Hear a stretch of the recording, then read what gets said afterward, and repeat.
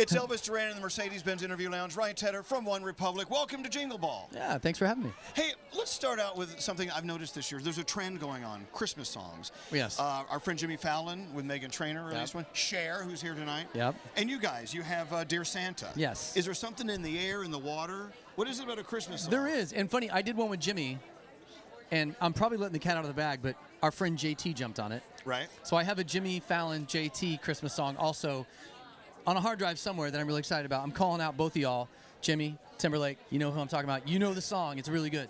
Yeah, we just wanted to do. I love Christmas music. I've said it in a number of interviews that before I retire, my honest to God goal, since Happy Birthday's already been written, I can't touch that one. My goal is to write a top 10 of all time timeless Christmas song. So it could happen. Only way to do it is keep swinging. So this year, though, it's kind of turned into a thing. So we're really excited. You know, everyone's gunning for Mariah. I don't know if I like this. I know. She's, dude.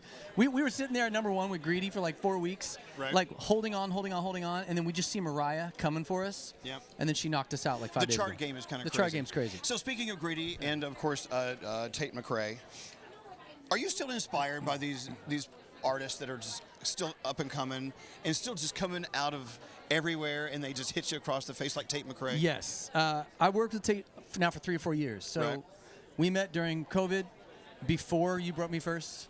Then we convinced her to sing on this Tiesto record 1035, and that's when we really met. Right. And I saw her dancing, and so I just was like, at some point I want to do a dance record with you. We did a bunch of like really beautiful, slower stuff, and I was blown up. At the end of the day, I don't care how many followers you have, TikTok, woo-woo, all the stuff, people talking about the hype around people. 99% of those artists, one-hit wonders and they're gone. I have to get in the room and have one session with someone to sense it out. Right. I did one session with her. My manager's like, what do you think? I was like, she's the real deal. And that was my I could screenshot it. She's like, she's the real deal. We need to do more days. She can write her own stuff. She knows exactly who she is. She puts in more man hours than any artist I've worked with. She gives mix notes, like Quincy Jones level mix notes on every track 13. Next level music science. Yeah, so this is her album came out. Think Later came out last night.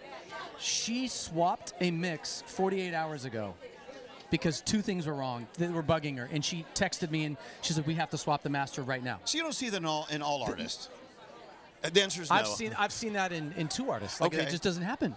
So like people are like, oh, it's random. It's random. It's not random. Like, I work with enough people. You just get a sense when this one's going to go. This one probably isn't going to go. And I hate that it's that simple, but it is that simple. New One Republic album. Yeah. Where? I was supposed to say 2016. 2024. Right. First quarter. So we're aiming to have it out by March. We have all the songs. That's your New Year's resolution, to have a new album. My New Year's resolution, actual New Year's resolution is to. I exercise and do a ton of workouts and stuff, but like, I want to pick up yoga. Do it. I want to get more flexible. So yoga, #1. Start learning a second language again, #2. And then #3, album. New languages are hard to learn if you're not 13 or below. They're so hard, but my wife does Duolingo. Right. She's been doing Spanish Duolingo for 2 years now. She hasn't missed a day. She can speak Spanish.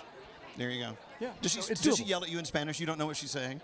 Because she cusses at me in Spanish. There you go. You recognize some of those words. I worked in like a lot of different restaurants in Oklahoma, and a lot of our staff. I learned Spanish through a lot of the staff at restaurants. I understand cuss words. You work in a restaurant, you know cuss words in Spanish. Yeah, you have to. You have to. Ryan Tedder, thanks for being here. Thanks for having me. And Merry Christmas. Thanks for being part of Jingle Ball. Man, when we get the ask to be like, this is to me a gift every single year. When you get asked to play Jingle Ball, it means you're doing something right. So. When the phone stops ringing, then I'm nervous. So keep having us. Well, I can't wait to see you in a yoga pose. It's like a pretzel. Maybe next year you can pretzel show downward us. facing dog on one hand. Yeah. Thanks for being here in the Mercedes-Benz Interview Lounge. Ryan Tedder. My pleasure. Of course, One Republic.